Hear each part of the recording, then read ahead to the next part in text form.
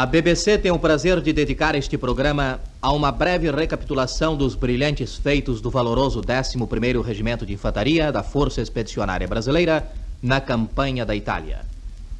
O 11 teve a sua bandeira condecorada com a Medalha de Guerra de Primeira Classe, uma das mais altas distinções militares concedidas pelo Brasil, como reconhecimento da alta cota de heroísmo que prestou para o magnífico desfecho da luta contra as forças nazistas na Península Italiana. Foi no dia 6 de junho de 1945, um mês após a cessação das hostilidades na Europa, que teve lugar na Itália a cerimônia de apresentação à tropa da bandeira nacional do bravo regimento que, em 19 de maio, fora condecorada com a Medalha de Guerra de Primeira Classe.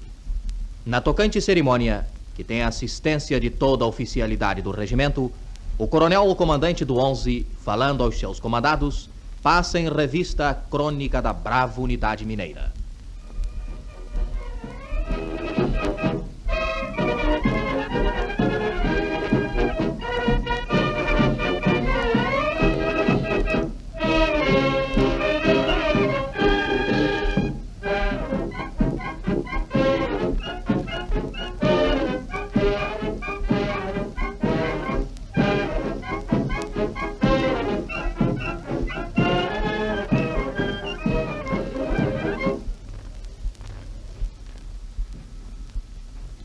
Meus comandados, a figura primacial da infantaria deslumbrar-se-ia de júbilo e satisfação se assistisse ao vosso comandante dizer que sempre se sentiu feliz em dirigir os destinos desta brilhante unidade do Exército e que hoje está possuído de justo orgulho em comandar o 11º Regimento de Infantaria, que tanto tem sabido honrar a arma do sacrifício.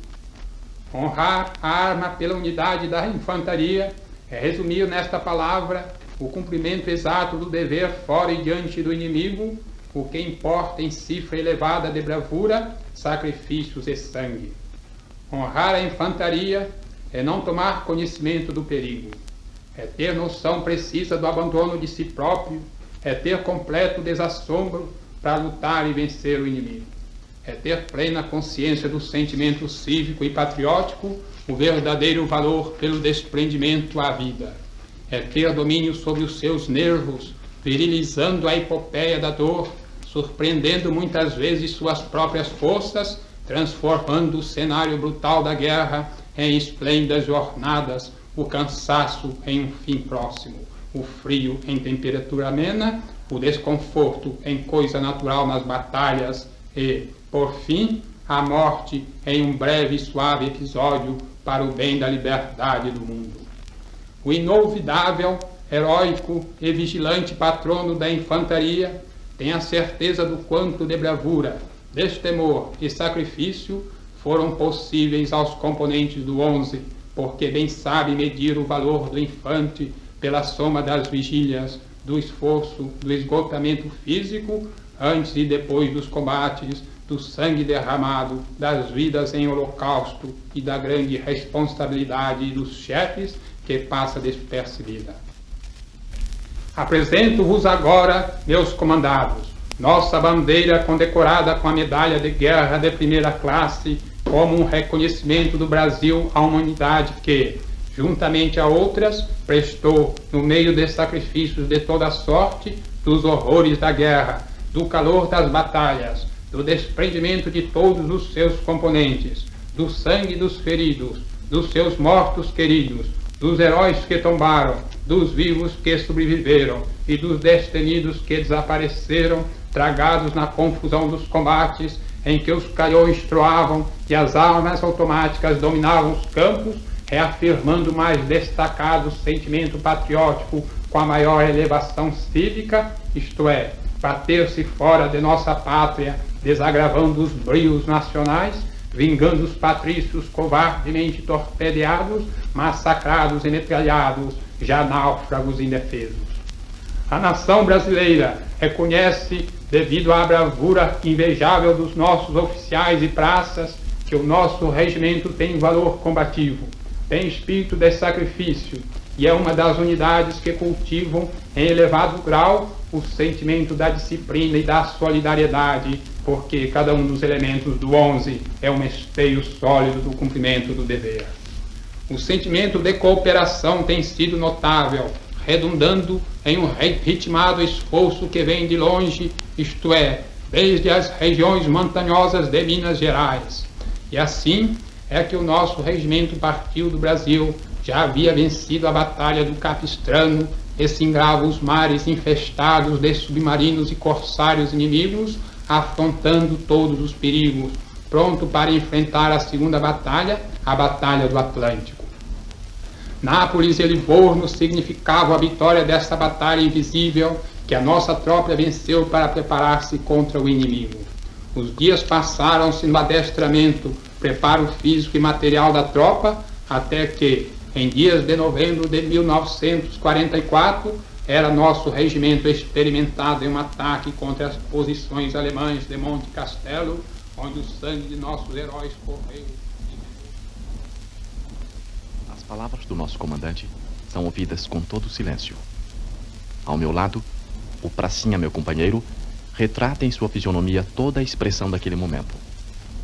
Creio que todos nós sentimos a mesma emoção, tanto oficiais como nossos pracinhas. À medida que a voz do nosso comandante fazia-se ouvir, descrevendo lance por lance, estágio por estágio, a campanha que havíamos vivido durante os 6 meses de nossa vida como soldados de linha de frente, eu ia lembrando todos aqueles momentos, às vezes cruéis, às vezes cômicos e muitas vezes trágicos, que hoje já pertencem ao passado. Lembrei-me do enjoo sentido a bordo do transporte que nos trouxe de Nápoles a Livorno, os meus primeiros dias na Itália. Lembrei-me da primeira carta que recebi do Brasil. Lembrei-me da ansiedade com que esperei no depósito a ordem de seguir para a linha de fogo. Também me veio à mente aquele primeiro encontro com um dos chefes dos partigiani no nosso setor e daquela exclamação do nosso companheiro que viajava ao meu lado no caminhão, que vendo o chapéu tirolês que trazia o combatente italiano, disse: "Tá vendo a peninha? Aquilo existe mesmo. O italiano é que está atrapalhando." A certa altura, o nosso comandante começa a falar sobre as lutas, sobre os combates. Lembro-me então daquela noite de patrulha, uma noite de vento frio e neve.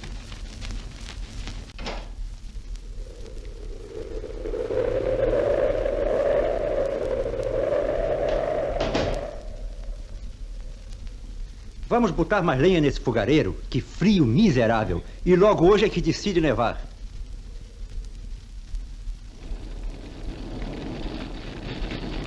Alguma novidade por lá, Major? Caíram mais 3 em porreta ontem à noite. Um acertou no batalhão de saúde e continuam batendo a estrada ali perto da ponte. Estive no G3. Pedem 2 patrulhas. Me deixa ver aí a carta. Uma deverá cair sobre este ponto aqui, ó. Ponto Y. Sim. O outro se deslocará para o ponto X. Este ponto, aqui perto da vala. A patrulha X deverá sair bem municiada e deve levar rações para 24 horas. A zona por lá é duríssima. Segundo as informações, os tedescos estão com várias casamatas. Agora, é absolutamente necessário que voltem com os prisioneiros. Bem, mas o nosso pessoal está nas posições e ninguém descansou ontem à noite. Sim, eu sei disso muito bem.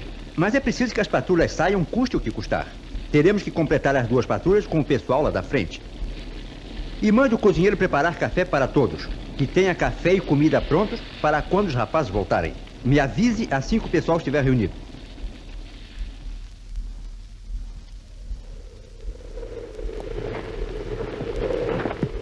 Estou até aqui com esta guerra maldita.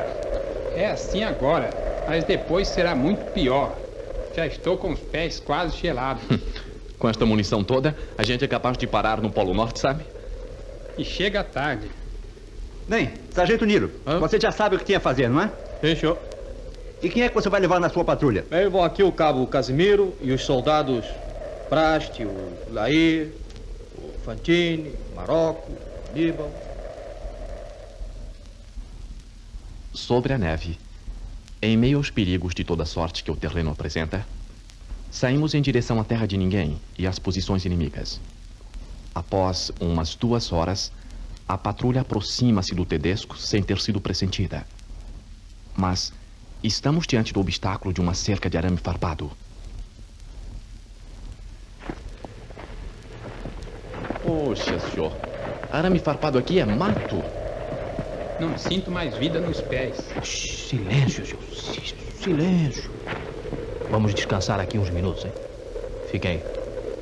Eu vou avançar um pouco para fazer o reconhecimento. Esta cerca de arame farpado está circundando 3 casamatas. Atenção. Vamos seguir por esta vala aí à nossa frente até chegarmos à entrada, hein? Sem dúvida, na retaguarda do Tedesco. Então, pessoal, tudo pronto? Vamos embora, hein? Você, Casimiro, vai na frente como esclarecedor, hein? Silêncios.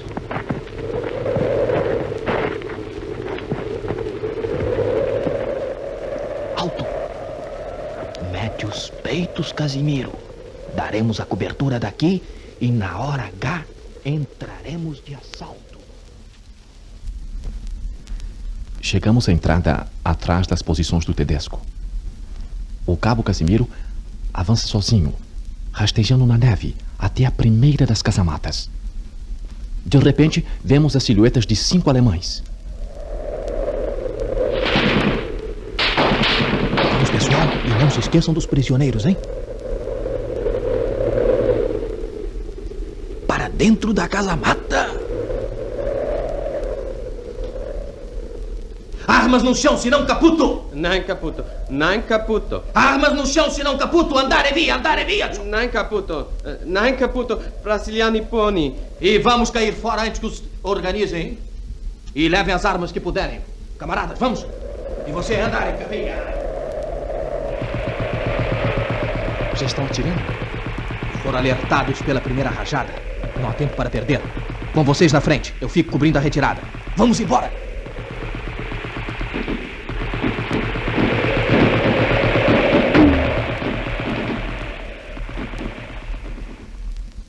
Conseguimos regressar debaixo daquele fogo todo, não se sabe como, e entregamos ao nosso comandante os 4 prisioneiros.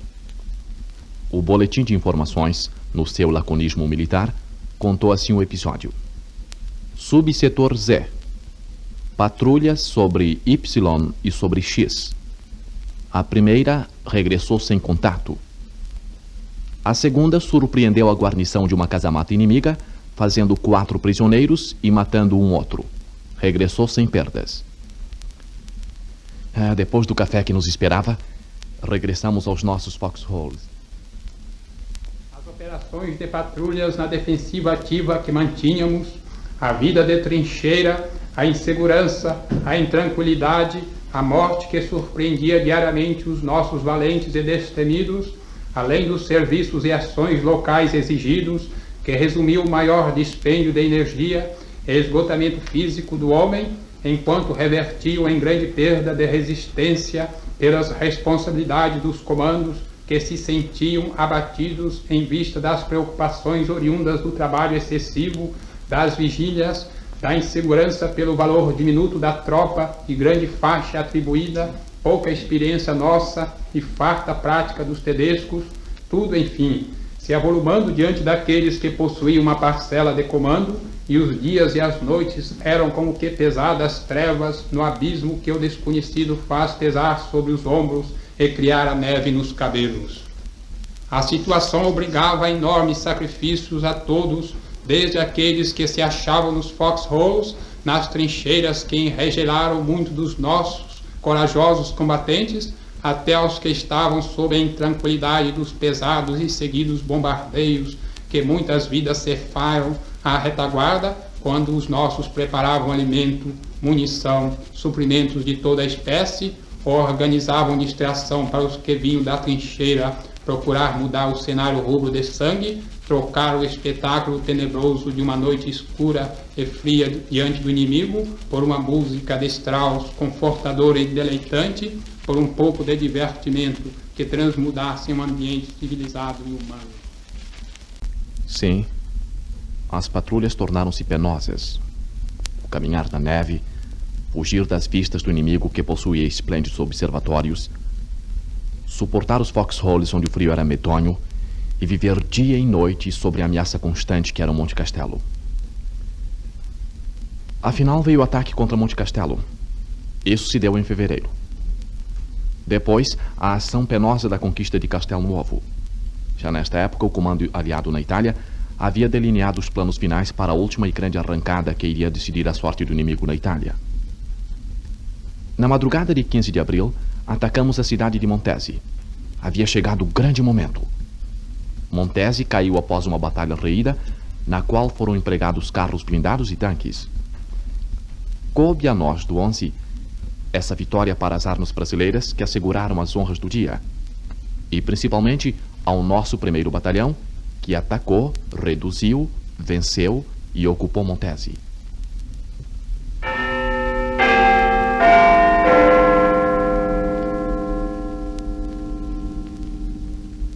Estação de Londres da BBC no seu serviço de ondas curtas para o Brasil.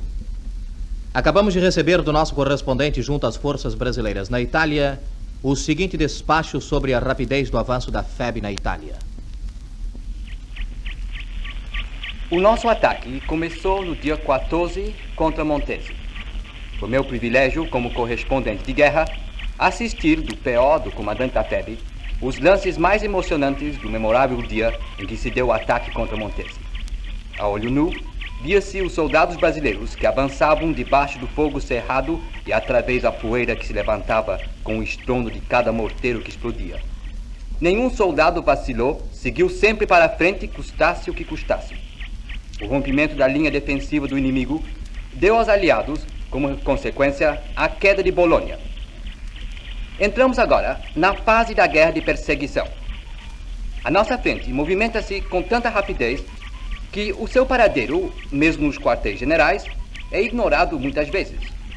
O inimigo está semeando fartamente minas nas estradas e caminhos por onde temos que passar com os nossos jipes. A maneira como que vem trabalhando o nosso corpo de engenharia tem sido realmente maravilhosa. E ainda sob as condições desfavoráveis da perseguição, a FEB recebe o encargo de cobrir o flanco sul do 5º Exército e barrar a passagem de forças alemãs de certo vulto que ainda permaneciam na região costeira e tentavam alcançar o Vale do Pó. E foi assim que fizemos a travessia do rio Panaro, atingindo o Vale do Pó e continuando para o noroeste, tangenciando a borda norte dos célebres Apeninos. Na tarde do dia 26 de abril, havíamos há pouco ocupado São Paulo d'Enza. Recebemos ordem para deslocar para a região de Colecchio. O esquadrão de reconhecimento estabelecera contato com o inimigo nas orlas da cidade. E aí abre-se uma nova perspectiva de duros e árduos combates. Às 19h30, o inimigo inicia as hostilidades. Lutamos no meio da escuridão e sem conhecer o terreno. Colecchio foi tomada nas primeiras horas da manhã do dia 27, numa ação em conjunto do 11 e do 6º.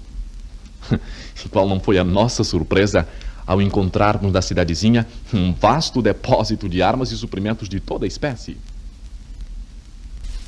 A vitoriosa FEB teve assim de acrescentar mais estas conquistas, representadas pela queda de Colecchio, que foi tomada em duros combates, e os prisioneiros que foram feitos combatendo e com as armas nas mãos, além de marcar o início do desbaratamento de toda uma divisão inimiga, pela míngua de recursos de que se viam privados desde a tomada de Colecchio, onde se achavam seus formidáveis depósitos. Às 5 horas da madrugada, no dia 29 de abril, os parlamentares inimigos retiravam-se após assentadas as condições de rendição.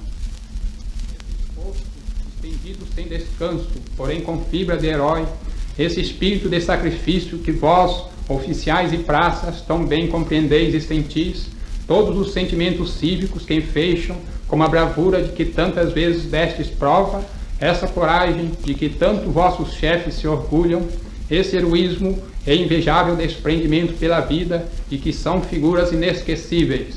Frei Orlando, Tenente Ari, Tenente Belfort, Tenente Márcio Pinto, Tenente Rui, Sargentos Nilo, Randi, Wolf, Wilson, Souza Filho, Costa Chaves, Fontes, Abel, Clério, José Manuel de Oliveira, Ricardo Marques Filho, Cabos Hélio Tomás, Sinésio Aragão, Almeida, Oswaldo Ailson, Protzek Moisés, Joaquim Severino, soldados Antônio Agostinho Martins, Rekochovski, Evilásio, Manuel Furtado, Olímpio Borges, Albino Martins, Spinardi, José Baldino, Hugo Gonçalves, Souza Filho, Eugênio Alves, Rotelo, Diniz Pinto de Matos, Valdemar Adelino, Geraldo Rodrigues e tantos outros que marcaram com seu sangue generoso e bravo o solo da Itália, tudo está representado nessa condecoração que foi conquistada com sangue e vida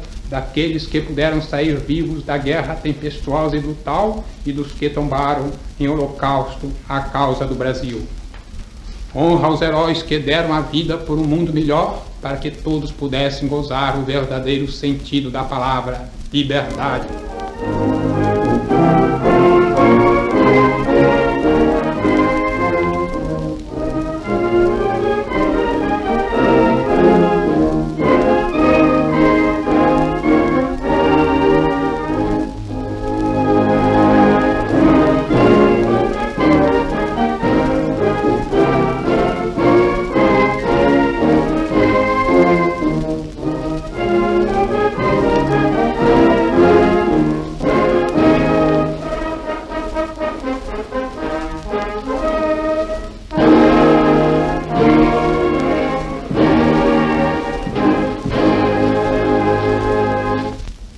Esta breve recapitulação dos brilhantes feitos do valoroso 11º Regimento de Infantaria da Força Expedicionária Brasileira na campanha da Itália foi apresentada em gravação do London Transcription Service da BBC em Londres.